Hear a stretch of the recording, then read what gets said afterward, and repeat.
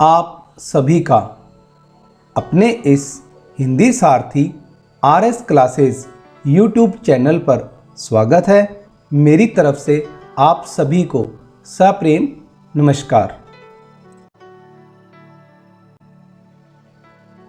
हमारा आज का पाठ है सहर्ष स्वीकारा है।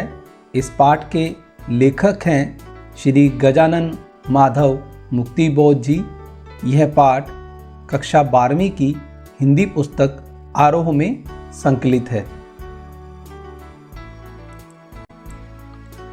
गजानन माधव मुक्तिबोध जी का जन्म 13 नवंबर 1917 को श्योपुर ग्वालियर मध्य प्रदेश में हुआ।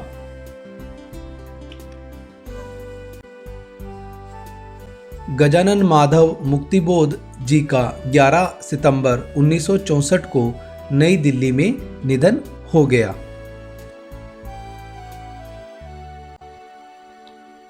गजानन माधव मुक्तिबोध जन्म 13 नवंबर सन 1917 श्योपुर ग्वालियर मध्य प्रदेश।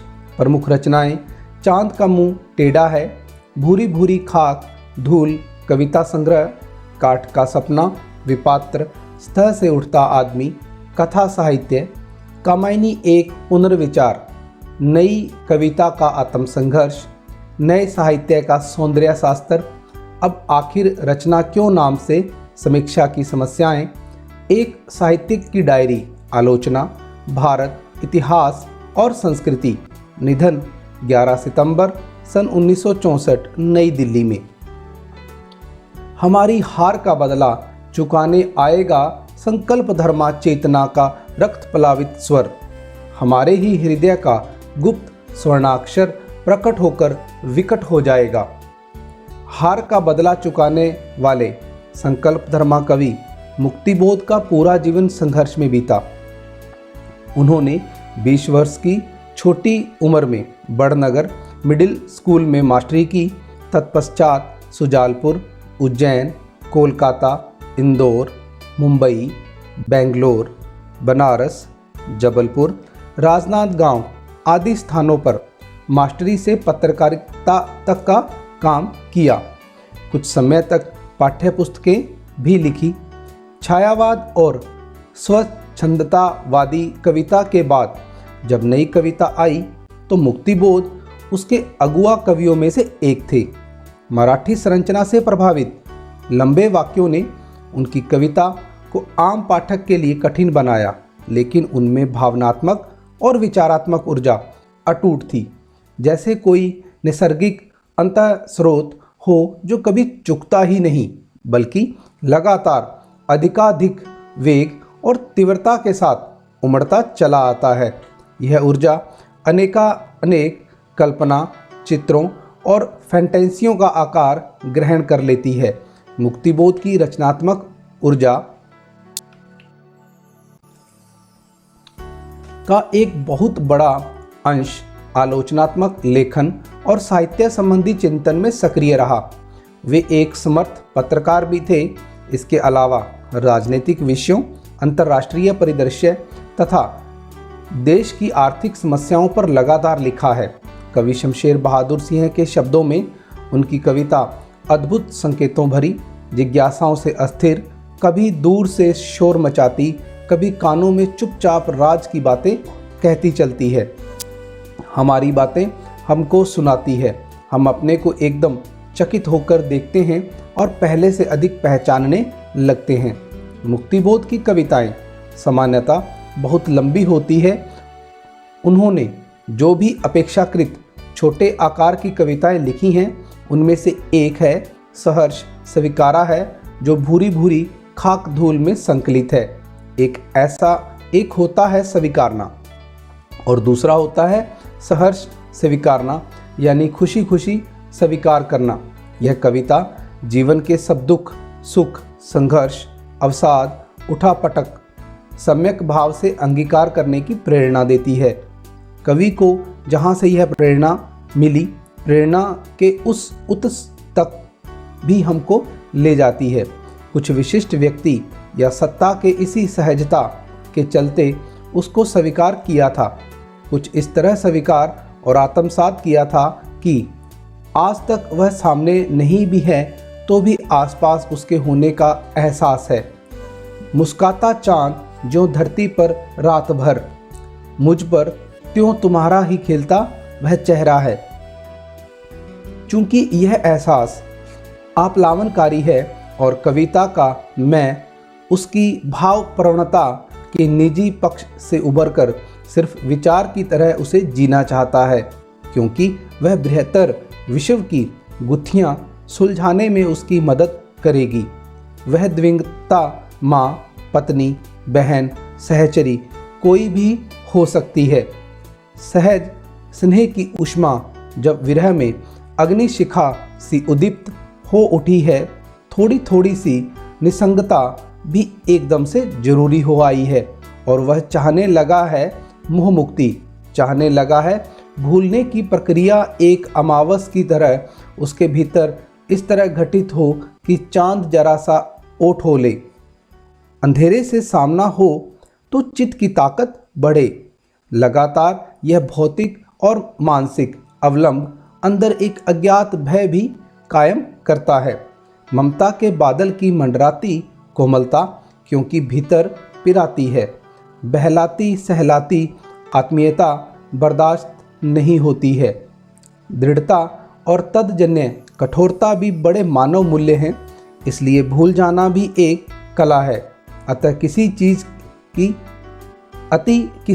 की अच्छी नहीं, हर समय की भाव द्रवता भी कमज़ोर करती है। अतिशय प्रकाश से आंखें चौंधिया जाती हैं, इसलिए किसी हद तक वरेण्य हैं। अंधेरा भी विस्मृति का अंधेरा, आदमी हरदम सब कुछ याद करता चले तो जीना ही मुश्किल हो जाए। तमसो माँ ज्योतिर्गमय यदि एक प्रकार का सच है तो उतना ही बड़ा सच है पाताली अंधेरे की गुफाओं में डूबना। भूलना दंड सही, फिर भी पुरस्कार मानकर ही ग्रहण करना चाहिए। धुएं के बादल भी पूर्ण विस्मृति घटित नहीं कर पाते। यादों का धुंधलका वहाँ भी है। मनुष्य की संपूर्ण चेतना अंधेरा उजाला, सुख दुख, स्मृति विस्मृति के ताना भरने से बुनी एक कबीरी चादर है, जिसे आत्मा चारों ओर से यानी संपूर्णता में लपेट लेना चाहती है। जीवन का निष्कर्ष यही है कि वह किसी का नहीं, क्योंकि सब उसकी परछाई है।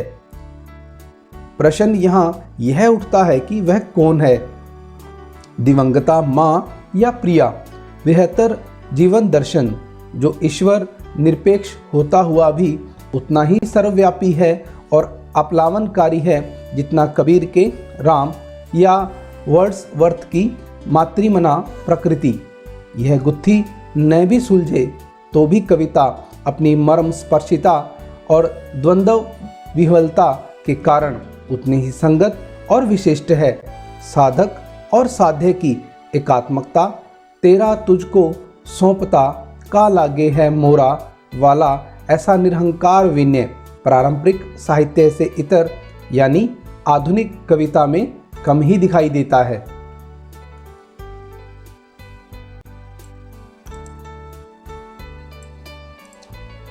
गजानन माधव मुक्ति जी द्वारा रचित कविता सहर्ष स्वीकारा है का भावार्थ इस प्रकार है कि जिंदगी में जो कुछ है, जो भी है, सहर्ष स्वीकारा है, इसलिए कि जो कुछ भी मेरा है वह तुम्हें प्यारा है। गर्बीली गरीबी ये गंभीर अनुभव सब, यह विचार वैभव सब, दृढ़ता यह भीतर की सरिता, यह अभिनव सब मौलिक है, इसलिए कि पल पल में जो कुछ भी जागृत है, अपलक है, संवेदन तुम्हारा है। इस कविता में आए मुख्य शब्दार्थ स्वीकार करना, गर्बीली गर्व से भरी, विचार वैभव नए विचार, सरिता नदी, मौलिक नयापन, अपलक एकटक देखते रहना, अन्वेष बिना पलक झपकाए, संवेदन, अनुभव। इसमें कवि जी इस कविता में अपने रहस्यमय प्रिय को संबोधित कर रहे हैं और कहते हैं कि हे प्रिय, मेरे जीवन में जो भी सुख और दुख हैं, उपलब्धियां, कमजोरियां, सफलताएं या असफलताएं हैं, मैं उन्हें प्रसन्नतापूर्वक सहर्ष स्वीकार करता हूँ। मैंने इन्हें इसलिए भी स्वीकार किया है क्योंकि इन्हें तुमने प्रेम पूर्वक अपनाया है, उनको स्वीकार किया है। ये सब तुम्हें बहुत प्रिय हैं। मेरी स्वाभिमान युक्त गरीबी अर्थात मेरे गरीब होते हुए भी आत्म गौरव की भावना, जीवन की गहरी अनुभूतियाँ, मेरे सब विचार चिंतन, मेरे व्यक्तित्व की दृढ़ता, मेरे आंतरिक मन में, अंतःकरण में प्रवाहित भावनाओं की नदी और मेरे सब नए नए रूप, मेरी चेष्टाएं सब मौलिक हैं, निजी हैं, मेरी हैं। मौलिक हैं, इससे अभिप्राय कि ये किसी की छाया, नकल, अनुकृति नहीं है। इनकी मौलिकता के कारण मेरे जीवन में जितनी भी जागृत चेतना है, गतिशील प्रेरणा एवं अनुभूतियां हैं, उन सब में तुम्हारी संवेदना, प्रेरणा ही काम कर रही है। वही मेरे व्यक्तित्व एवं जीवन का निर्माण करने वाली है और वही मुझे प्रिय लगती है। इस पद्यांश में कवि ने अपने जीवन में सुख दुख, उपलब्धियां, कमजोरियां, सफलताएं, असफलताएं आदि सबको सहर्ष स्वीकार किया है। उनके पास उन्होंने इस काव्यांश में अपने प्रिय या प्रिया, माता अथवा अन्य किसी संबंधित व्यक्ति को लक्ष्य कर इस पद्यांश में उसे संबोधित किया है।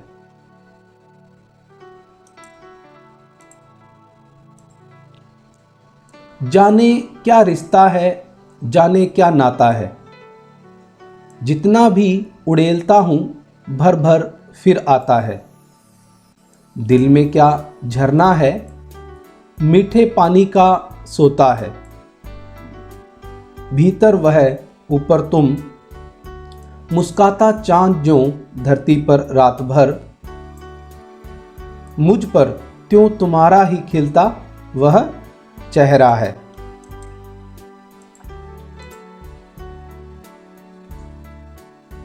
इस पद्यांश में कवि जी अपने प्रिय को संबोधित करते हुए कहते हैं कि मैं नहीं जानता कि मेरे और तुम्हारे बीच में कैसा गहरा रिश्ता या स्नेह संबंध है, किस नाते मैं तुम्हें अपना प्रिय मानता हूँ।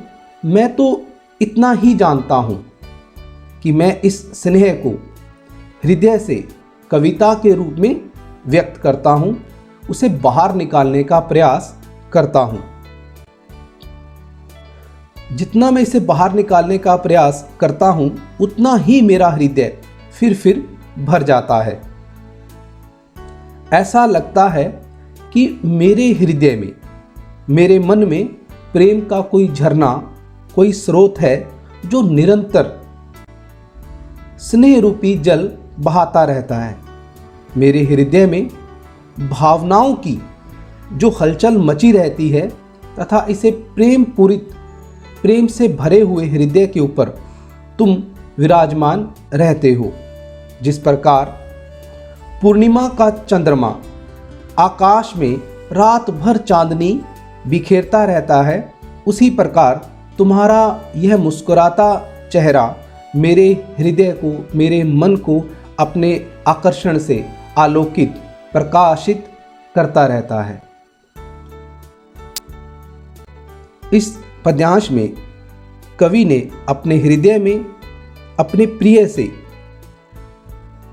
अपने हृदय के अंदर उसके प्रति समाये हुए प्रेम की बात कर रहे हैं, जिसमें उनका प्रेमिल भाव, जिसके भावों में हलचल रहती है, और इस प्रेम पूरित हृदय के ऊपर वो अपने प्रिय को विराजमान रखे हुए हैं।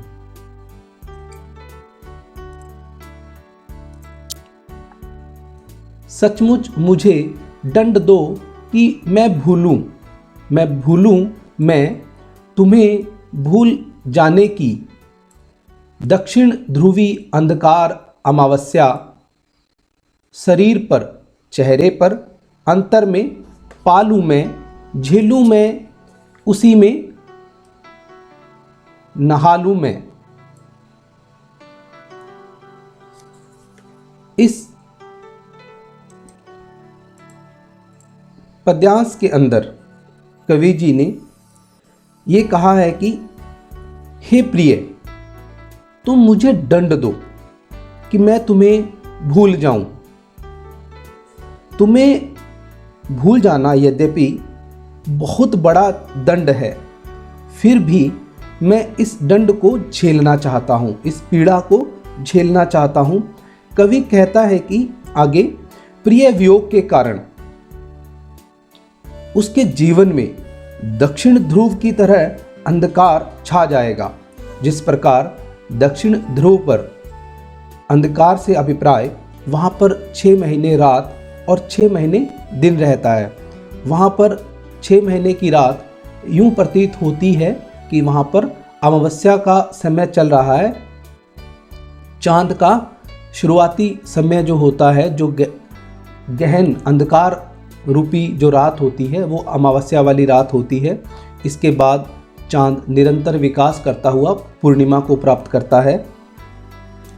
कवि जी उसी प्रकार से कहते हैं कि उनके जीवन में दक्षिण ध्रुव की तरह गहरा अंधकार आ जाएगा। वियोग की काली अमावस्या उनके शरीर पर, उनके मुख पर और उनके हृदय मन पर छा जाएगी। वह उस वेदना को भरपूर झेल ले और उसमें नहाकर और पूरी तरह से सरोबार हो जाए। इस कविता के अंदर, इस पद्यांश के अंदर कवि की जो भविष्य की जो उनकी कल्पनाएं हैं वो डराती हैं। जीवन में न जाने कितनी विरह वेदना, इसलिए कि तुमसे ही परिवेष्टित आच्छादित रहने का रमणीय यह उजेला अब सहा नहीं जाता है, नहीं सहा जाता है।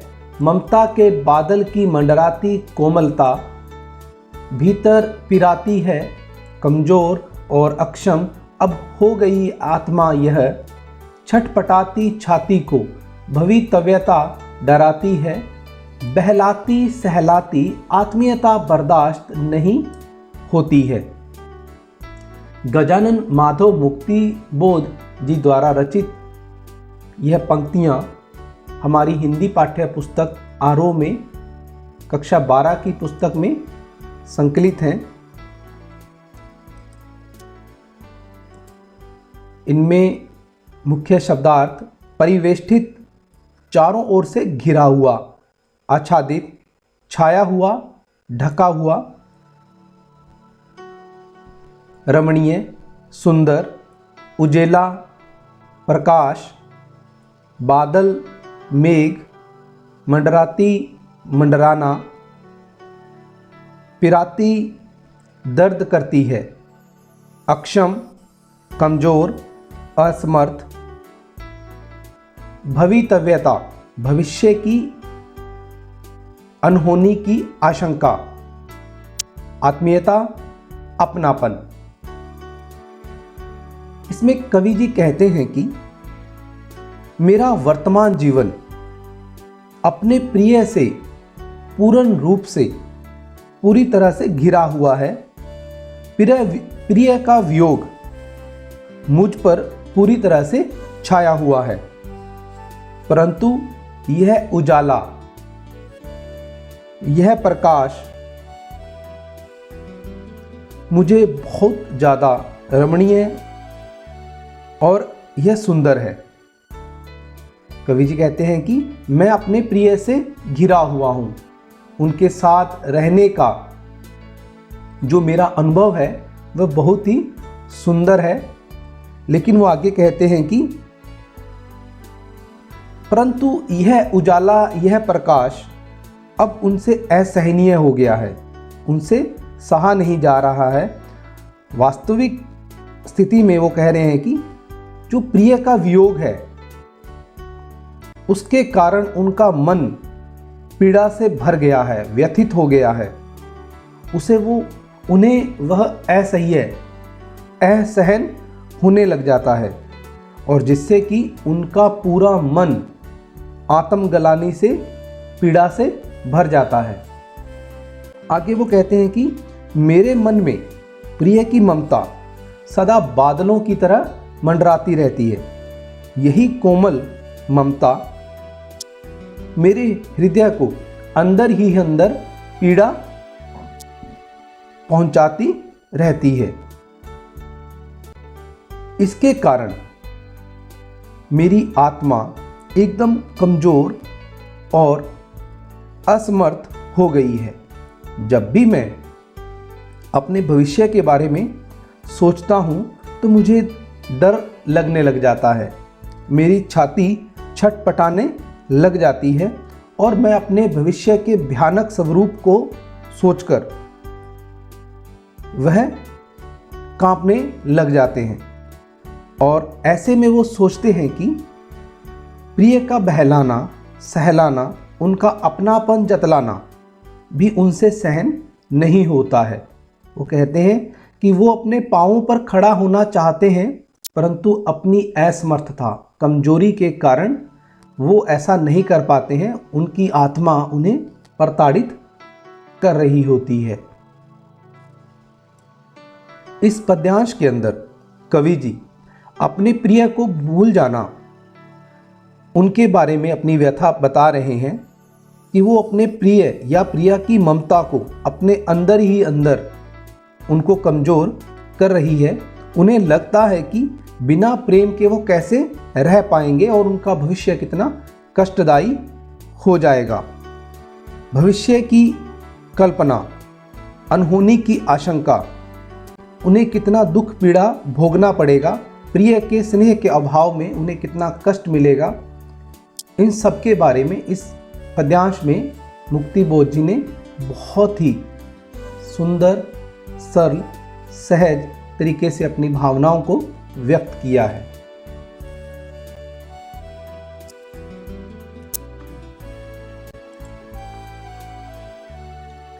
सचमुच मुझे दंड दो कि हो जाऊं पाताली अंधेरे की गुहाओं में, विवरों में, धुएं के बादलों में, बिल्कुल मैं लापता की वहाँ भी तो तुम्हारा ही सहारा है।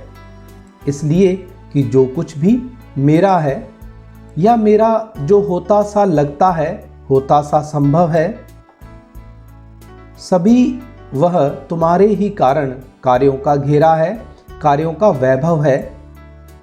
अब तक तो जिंदगी में जो कुछ था, जो कुछ है, सहर्ष स्वीकारा है।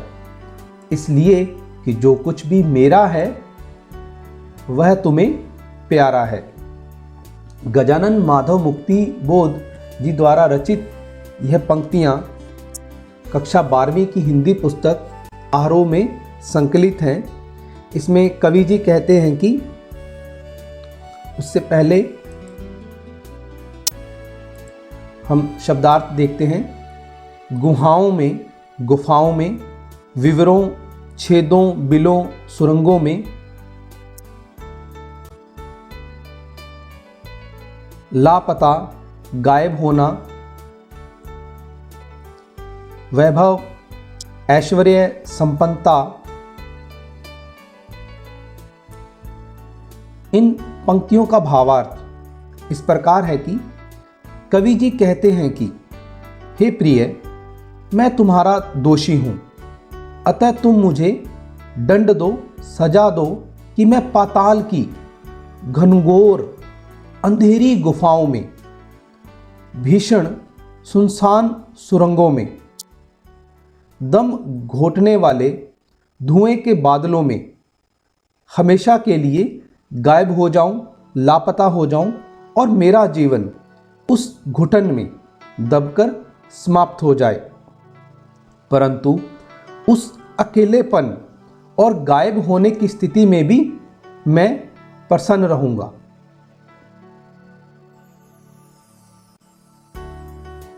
अर्थात उस दशा में भी मुझे तुम्हारा ही सहारा होगा। तुम्हारी प्रेम भरी यादें मुझे अकेलेपन की पीड़ा से प्रसन्न रखेंगी। तुम्हारे निश्चिल निस्वार्थ प्रेम की अनुभूतियां मुझे भी वहां सहारा देंगी।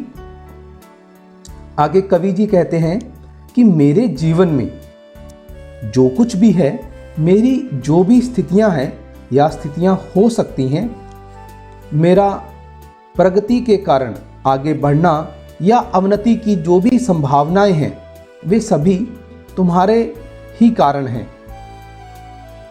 कवि जी कहते हैं कि मैंने तुम्हारे प्रेम का सहारा संबल पाकर अब तक जिंदगी और वर्तमान में जो भी सफलताएं अर्जित की हैं या मेरे जीवन में सब कुछ ये तुम्हारे कारण ही संभव हो पाया है। आगे कवि जी कहते हैं कि उसे मैंने प्रसन्नता से स्वीकार किया है। जीवन में जो कुछ भी पहले था या अब है, उन्होंने उसे प्रसन्नता से स्वीकार किया है। इसलिए वो कहते हैं कि जो कुछ भी मेरा है वह तुम्हें प्यारा है, अर्थात तुम्हारी प्रेरणा से ही मेरा जीवन निर्मित हुआ है, इसका निर्माण हुआ है। तुमने मेरी सुखद और दुखद आदि सभी स्थितियों में, सभी परिस्थितियों में इसे अपना मानकर सहारा दिया है। इसलिए मेरा जीवन सदैव तुमसे जुड़ा हुआ है। इस पद्यांश में कवि जी ने अपने प्रिय से दंड पाने की इच्छा को व्यक्त किया है। उन्होंने व्यक्त किया है कि वह उससे अकेला रहना सीख सकें और अपने प्रिय के वियोग में रहना जीना सीख सकें, और अपने प्रिय की असीम ममता से उनका हृदय अक्षम कमज़ोर हो गया है। उनका दंड रूपी पाताल की घनघोर अंधेरी गुफाओं में, सुनसान सुरंगों में और दमघोटू धुएं के बादलों में रहने की जो पीड़ा है, उन्होंने अकेले रहने की पीड़ा को उससे जोड़ दिया है। आगे वो कहते हैं कि उन्होंने जितने भी कार्य किए हैं, जीवन में जितनी भी सफलताएं हासिल की हैं, अर्जित की हैं, वो उन्हीं की प्रेरणा का सार्थक परिणाम है और वो उनसे बाहर नहीं है।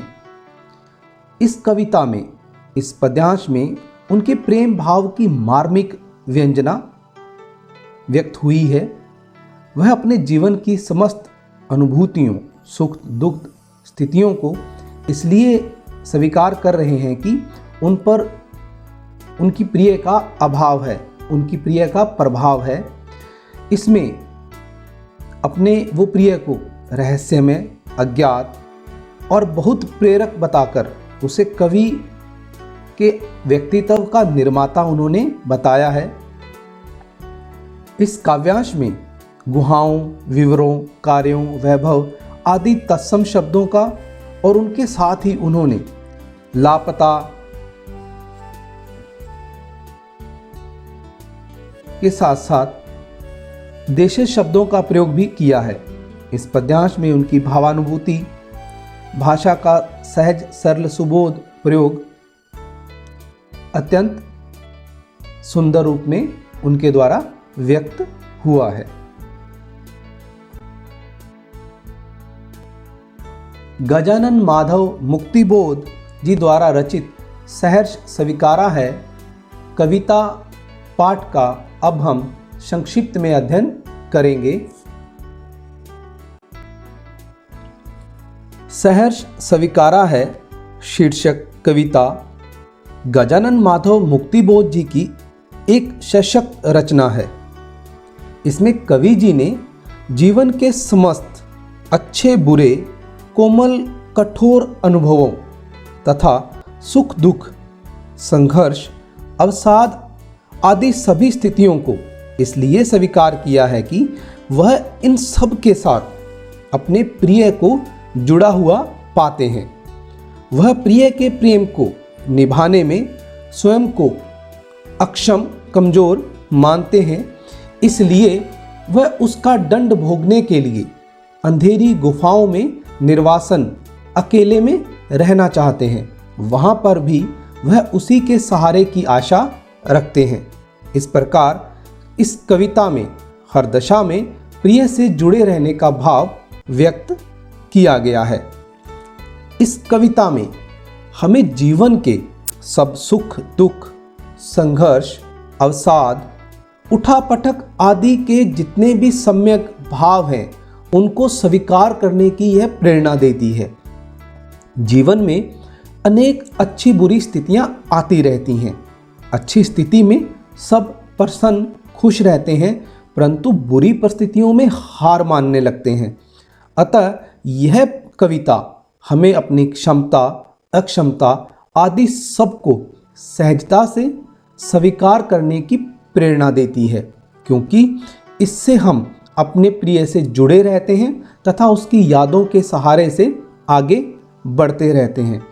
इस कविता में अगर हम देखें तो छात्र काल में या कह लो शिक्षार्थी के जीवन में अगर कोई शब्द महत्वपूर्ण रहता है तो वह शब्द है प्रेरणा। और यहाँ उनकी इस कविता में प्रेरणा शब्द को उन्होंने बहुत अच्छी तरह से अपनी कविता में इसका यथोचित प्रयोग किया है।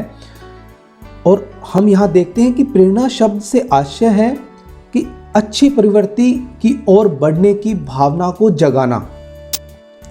इस शब्द का अत्यधिक महत्व है। हम अपने श्रद्धेय, पूजनीय, आदरणीय, विश्वसनीय व्यक्तियों के आचरण और जीवन से प्रेरणा लेकर आगे बढ़ने का प्रयास करते हैं और अपनी आत्मोन्नति का मार्ग अपनाते हैं, आगे बढ़ने का सफल रास्ता चुनते हैं। इस तरह की प्रेरणा परिवार के लोगों से, गुरुजनों से एवं सज्जनों से भी मिलती है। बालक के लिए उसके माता पिता सर्वप्रथम प्रेरणादायी होते हैं। निराशा के क्षणों में सच्चा परामर्श देने वाला आदर्श व्यक्ति प्रेरणा देता है। हम देखते हैं कि अध्ययन में कमजोर छात्रों को मेधावी छात्रों का सहयोग प्रेरणादायी रहता है। कक्षा में कुछ विद्यार्थी अध्ययन में कमजोर हैं तो उनके साथी, उनके सहपाठी उनको बढ़ावा देते हैं कि नहीं, आप भी आगे बढ़ सकते हो। खेल कूद में, जीवन की हर स्थिति में कहीं ना कहीं हमें अपने परिवारजनों से, अपने बड़े भाई, बहन भाई, छोटे बहन भाई, परिवार के किसी भी सदस्य से, हमारे किसी भी सच्चे स्नेही से हमें प्रेरणा मिलती है। जिस प्रकार से हमारे स्वतंत्रता आंदोलन के कठिन दौर में महात्मा गांधी जी ने, सुभाष चंद्र बोस जी ने समस्त भारतीयों को प्रेरणा देकर एक नया इतिहास बनाया और हमारे देश को स्वतंत्र होने में सहायता प्रदान की। इस प्रकार से गजानन माधव मुक्तिबोध जी की यह कविता हमें जीवन का एक सार्थक प्रयास देती है, जिसमें कि अपने किसी भी स्थितियों में, अच्छी या बुरी परिस्थितियों में, अपने संबल का, अपनी अच्छी प्रेरणा का, जिन व्यक्तियों ने हमें प्रेरणा दी है उसको संबल, सहारा बनाकर हम अपने जीवन में आगे बढ़ें और एक अच्छे समाज का निर्माण करें।